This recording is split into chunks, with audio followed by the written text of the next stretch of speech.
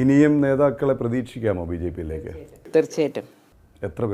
എത്ര പേരെന്നില്ല, ഓരോ പേരുകൾ കേട്ടപ്പം ഞെട്ടി ബോധം കെട്ടതിൽ കിടന്നുറങ്ങിപ്പോയി ഞാൻ. അതെയോ? ഇത്രയുമുള്ള ആളുകൾ.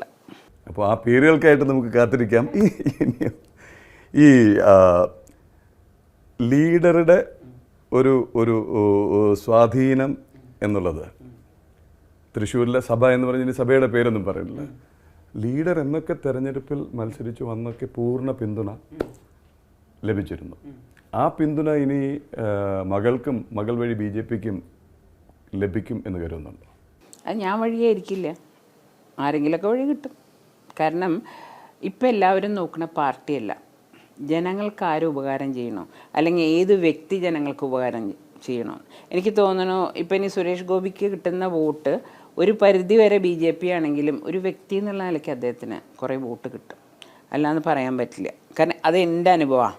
കാരണം ഏറ്റവും കൂടുതൽ കോൺഗ്രസ്സിന് വോട്ട് ചെയ്യുന്ന ഒരു ഏരിയയിൽ സുരേഷ് ഗോപി ഒപ്പത്തിനൊപ്പത്തി. അപ്പം എനിക്ക് മനസ്സിലായി ആളോടുള്ളൊരു താല്പര്യം ജനങ്ങൾക്ക്. അത് ഒരു ക്രിസ്ത്യൻ ഏരിയയാണ്. ഈ മറ്റൊരു കാര്യം ചോദിച്ചു കഴിഞ്ഞാൽ, ഈ ഒരു ചലനവും ഉണ്ടാക്കില്ല എന്നാണ് ഇപ്പോഴും കോൺഗ്രസ് നേതാക്കൾ അവകാശപ്പെടുന്നത്. പത്മജ പോയത് അങ്ങനെ വെച്ചാൽ അങ്ങനെ ഇരുന്നോട്ട് അവരെന്തിനാ ഇത് പറഞ്ഞുകൊണ്ടിരിക്കണേ? പിന്നെ എന്തിനാ ഈ സ്ഥാനാർത്ഥികളൊക്കെ അങ്ങോട്ടും ഇങ്ങോട്ടും മാറ്റി അവരവിടെ തന്നെ നിന്നാൽ പോരെ? അതെന്നൊക്കെ അറിഞ്ഞൂടെ? കൂടുതൽ പറയുമ്പോൾ കൂടുതൽ പേടിച്ചിട്ടാണ് പറയണത്. എന്ന് വെച്ചിട്ട് UDFന് വോട്ടുകൾ കുറയുന്നൊന്നും ഞാൻ പറയണില്ല. ഞാൻ അത്ര വലിയ ആളൊന്നുമല്ല.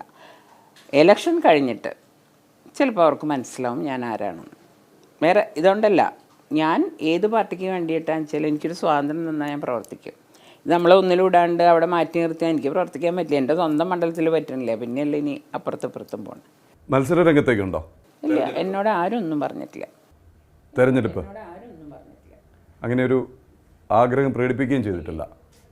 അപ്പോൾ ഉടനെ ഒരു സീറ്റ് തരാം എന്നുള്ള വാഗ്ദാനമൊന്നും നൽകിയല്ല. ഒന്നും ഞാനൊരു ഡിമാൻഡും വെച്ചിട്ടില്ല. എനിക്ക് പ്രവർത്തിക്കണം സ്വതന്ത്രമായിട്ട്.